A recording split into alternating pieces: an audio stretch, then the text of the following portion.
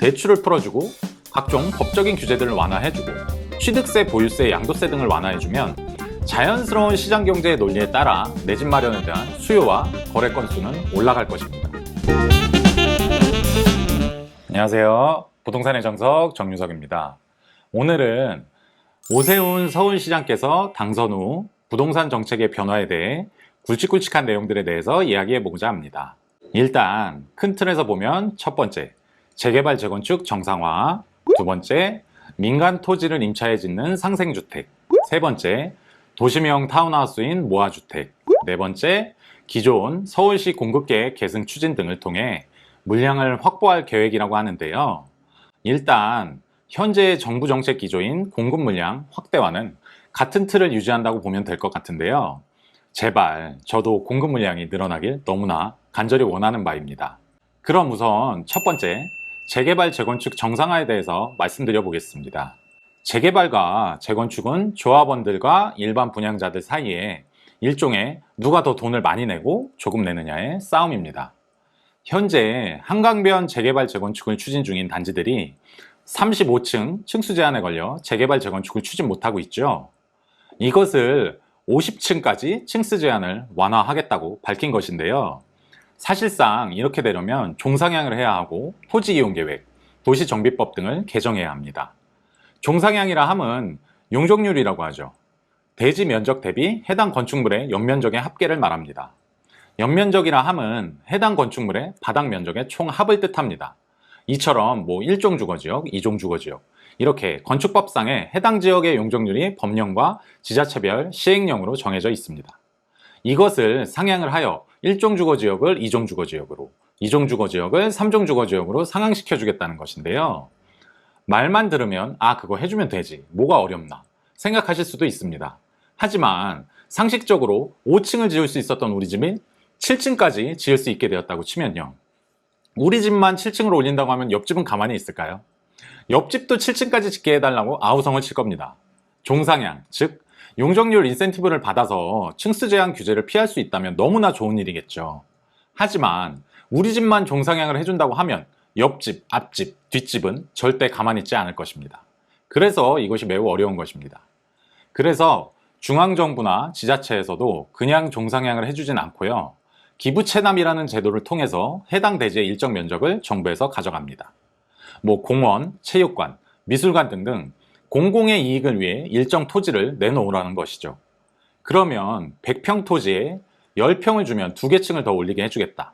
그러면 늘어나는 2개 층의 면적이 토지 10평을 준 것보다 분양 수익률이 올라가고 세대수가 더 늘어나니 더 좋아지겠죠.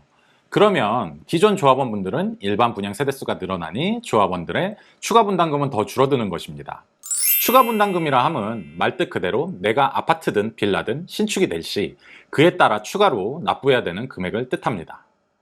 어쨌든 세대수가 늘어나면 조합원들은 내가 추가로 납부해야 될 돈이 줄어드니 더욱 좋겠죠. 이러한 식의 담론들이 오고 가고 있는 것입니다. 그래서 그거 까짓거 재개발 재건축 층수 제한 올려주면 되지, 저기 압구정 현대아파트처럼, 대치동 음마아파트처럼, 금천구 무지개 아파트처럼 왜 오래된 아파트들은 그냥 놔두고 있나 싶으실 겁니다. 다 이런 해당 집단과 단체 간에 이해타산 관계가 매우 복잡하게 얽혀 있어서 그러는 것입니다. 무튼 이런 복잡한 관계들을 오세훈 서울시장께서 시범 케이스로 한두 곳 정도는 사업을 진행하시지 않을까 합니다. MB정부 때처럼 뉴타운을 지정하여 공급을 획기적으로 늘린다든지 반값 아파트를 공급한다든지 하지 않는 이상은 화폐 가치가 매우 떨어지고 공급은 제한적인 서울 한복판에서 주택값이 떨어지는 일은 없을 것이라고 보여집니다. 사실 예전에 오세훈 서울시장께서 집권하고 있을 때도 경관지구 지정, 인면 다각화 등등 획일적인 서울시 아파트들의 모습을 바꾸고 뉴욕, 파리 등 선진국의 아름다운 건축물들을 따라가 보고자 오픈 발코니 신설, 발코니 삭제 등 건축물의 미관을 중시하는 다양한 정책들이 시도가 됐었는데요. 이처럼 서울시의 현안에 대해 많은 관심을 가지고 계신 분이니 부디 말뿐인 공약이 아닌 실질적인 공급 대책이 실천되었으면 하는 바람입니다. 두 번째, 상생주택은 사실 민간 토지를 정부가 임대하여 토지 임대료를 지급하고 일반인들에게 임대하겠다는 것인데 이게 사실 실효성이 있을지 의문입니다. 민간 토지에 지상권을 설정하게 되는 것일까요? 어찌됐든 임대주택을 더 공급하게 된다는 것으로 보면 될 것 같습니다. 세 번째, 모아주택도 제가 볼 때는 1년 2개월이 남은 임기 내에 추진하기에는 세대수도 너무 적고 약간은 전시행정이지 않나 하는 생각도 듭니다. 서울 한복판에 도시명 타운하우스를 짓는다 하면 가뜩이나 좁은 서울 땅덩이에 그 분양가는 얼마가 될 것이며 높디 높은 서울 건물들 사이에 낮은 층수의 타운하우스에서 조망권은 확보가 될까요? 뉴스테이 아시죠? 뉴스테이 시즌2가 되지 않을까 그런 생각도 듭니다. 어쨌든 오세훈 서울시장께서 공급 대책은 없고 규제만 늘어나고 있는 형 부동산 정책에 조금은 사막의 오아시스 같은 역할을 해주셨으면 합니다. 제가 항상 말씀드리는 것이 있죠. 부동산은 금융, 법무, 세무 이 세 가지 공부가 항상 전제되어야 합니다. 대출을 풀어주고 각종 법적인 규제들을 완화해주고 취득세, 보유세, 양도세 등을 완화해주면 자연스러운 시장 경제의 논리에 따라 내 집 마련에 대한 수요와 거래 건수는 올라갈 것입니다.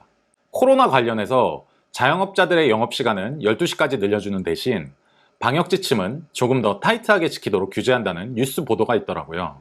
이처럼 서울에 주택 공급을 늘려주는 대신 전매 제한을 강화한다든지 대출 한도를 높여주지만 악성 채무에 대한 획기적인 페널티를 준다든지 최근 LH 사태 등과 관련하여 토지 보상에 대한 원천적인 기준을 다시 마련한다든지 하는 것처럼 한정된 땅덩이에서 수요와 공급에 대한 원칙을 다시 한번 잘 세워주셨으면 하는 바람입니다.